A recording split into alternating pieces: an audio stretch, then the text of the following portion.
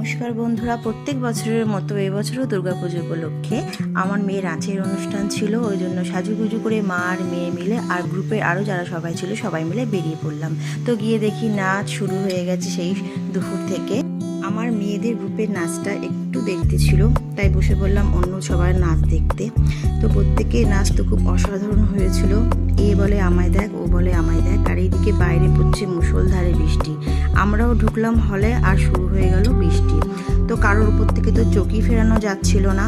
সবারটা খুব সুন্দর হয়েছে, কিন্তু সবারটা তো দেখানো সম্ভব হলো না একটা ভিডিওতে। তো বাছাই করা কটা নাচ আপনাদের সামনে তুলে ধরলাম।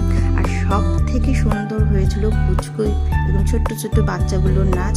ওদের প্রত্যেকে একদম চোখই ফেরানো যাচ্ছিল না। ওদের দেখে আমার মেয়ে সেই ছোট্টবেলার কথা মনে পড়ে গিয়েছিল, যেই সময় আমি মেয়েকে নিয়ে নাচে স্কুলে আসতাম। তখন মেয়ের মাত্র 4 বছর বয়স। তো বন্ধুরা, আপনারা সবাই ভালো থাকুন, সুস্থ থাকুন।